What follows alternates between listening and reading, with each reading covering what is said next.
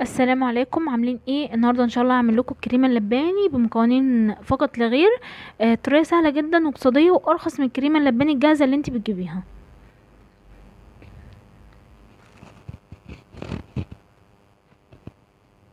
انا هنا معايا كيس من الكريمه اللباني، بجيبه من اي محل مستلزمات حلواني، بيبقى معايا بالطريقه دي كده. بتبقى كريمه لباني بودر. هحطها كده في طبق غويط شويه، لان انا هضربها بالمضرب الكهربائي، وهضيف لها كيلو الا نص كوبايه من اللبن. طبعا لازم يكون اللبن ساقع بتاعي ويكون كامل الدسم. يعني هنا اللبن بتاعي انا ضفته بالقشطه بتاعته كلها. هضيف اول كوبايه كده من اللبن، وشايفين القشطه بتاعته عامله ازاي. بعد كده هضرب فيها بالمضرب الكهربائي لحد ما يتقل معايا. كل ما يتقل معايا اضيف الكوبايه تانية من اللبن لحد ما اخلص كميه اللبن بتاعتي.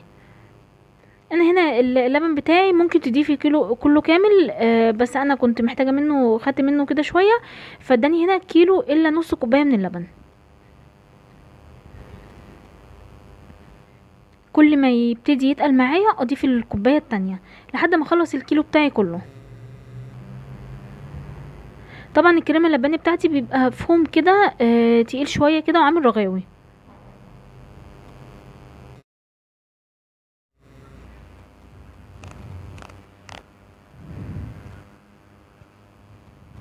انا طبعا بفضل اضرب كده لحد ما اخلص كميه اللبن بتاعتي كلها، واتاكد انه بقى تقيل معايا كده بالطريقه دي. شايفينه بيبقى عامل معايا شكل اللبن كريمي كده شويه. واما تحطيه في التلاجة بقى هيديني التقل والكريمه بتاعه الكريمه اللباني الجاهزه.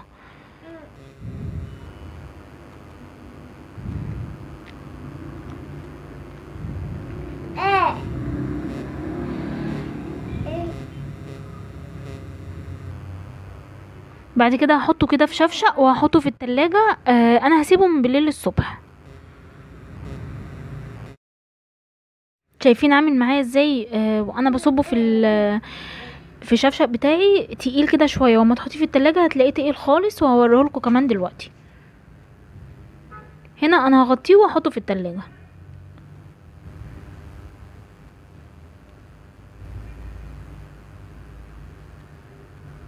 انا حابه اوريه لكم التقل بتاعه دلوقتي عامل ازاي، واما اطلعه كمان هيبقى عامل ازاي.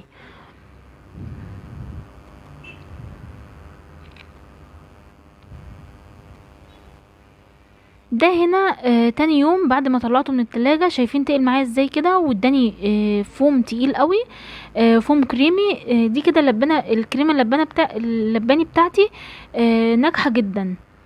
طبعا انا هديله ضربه لمده اقل من دقيقه بالمضرب الكهربائي.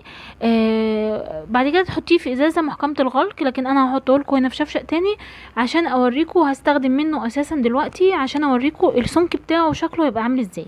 شايفينه هنا وانا بصبه عامل ازاي؟ بقى اتقل من ما حطيته امبارح. جميل جدا. وهو ده نفس دي الكريمه اللباني الاصلي اللي انتي بتجيبيها من بره. ده بيبقى شكله. دي بقى الكمية حطيتها كده في طبق معايا عشان اوريكم هتبقى عاملة ازاي. ده بيبقى شكله بالظبط كده، بيبقى فوم كده تقيل، وفي نفس الوقت كريمي، يبقى سايل معاكي. دي كده الكريمه اللباني بتاعتك ناجحه جدا. يا رب يكون الفيديو عجبكم. لو اول مره تشوفي الفيديو ما تنسيش لايك للفيديو واشتراك للقناه.